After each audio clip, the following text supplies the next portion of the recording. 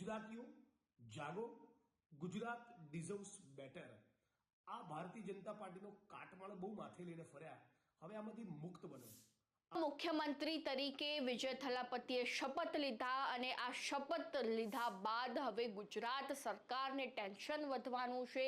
તો એ ટેન્શન વધવા પાછળનું કારણ શું છે તે જ અંગે વાત કરવી છે આજે આ વિડીયોમાં. નમસ્કાર, સ્વાગત છે આપનું ક્રાંતિ માર્ગમાં અને હું છું મિક્ષુ ઠક્કર આપની સાથે.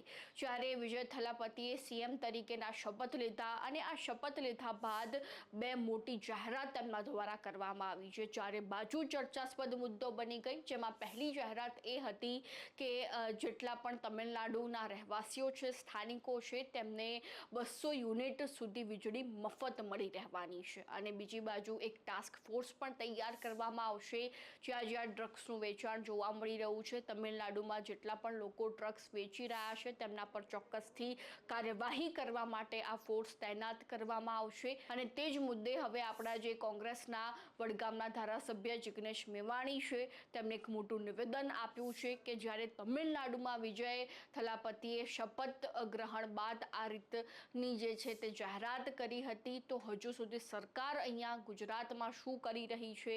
ભારતીય જનતા પાર્ટી જે છે ખરેખર તેમના દ્વારા કોઈ જાહેરાત નથી કરવામાં આવી રહી.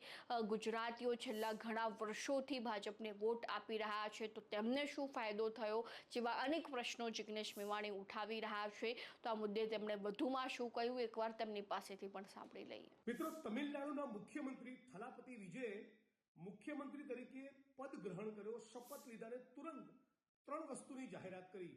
એક, 200 યુનિટ સુધીની વીજળી ફ્રી. તો આવી જાહેરાત ગુજરાતની સરકાર ગુજરાતની જનતા માટે કેમ ના કરી શકે? સવાલ નંબર 2, મુખ્યમંત્રી તમિલનાડુ થલાપતિ વિજયે બીજી પણ જાહેરાત કરી કે સ્પેશિયલ ટાસ્ક ફોર્સની રચના કરવામાં આવશે ડ્રગ્સના દૂષણને ખતમ કરવા. આપણા ગુજરાતના દરિયાકાંઠે 72,000 કરોડનું ડ્રગ્સ પકડાયું. અદાણીના પોર્ટ પરથી ડ્રગ્સ પકડાયું. ટોટલ 1.5 લાખ કરોડની આસપાસનું ડ્રગ્સ પકડાયું. છતાં આ ડ્રગ્સનો ઓર્ડર કોણ કરે છે, આનો મુખ્ય સૂત્રધાર અને માફિયા કોણ છે, આની જાણકારી મેળવવા માટે રાજ્યની સરકાર ગુજરાતમાં શું ટાસ્ક ફોર્સની રચના ન કરી શકે? અને મહિલાઓની સુરક્ષા માટે પણ તમિલનાડુના મુખ્યમંત્રી થલાપતિ વિજયે મહિલા ટાસ્ક ફોર્સની પણ રચના કરી. ગુજરાતમાં આવી રચના કેમ નથી થતી? ગુજરાતીઓ જાગો, ગુજરાત ડિઝર્વ્સ બેટર. આ ભારતીય જનતા પાર્ટીનો કાટમાળ બહુ માથે લઈને ફર્યા. હવે આમાંથી મુક્ત બનો.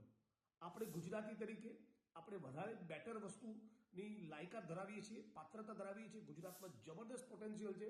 એટલે ગુજરાત ડિઝર્વ્સ બેટર આ કેમ્પેનમાં આપ તમામ લોકો જોડાઓ.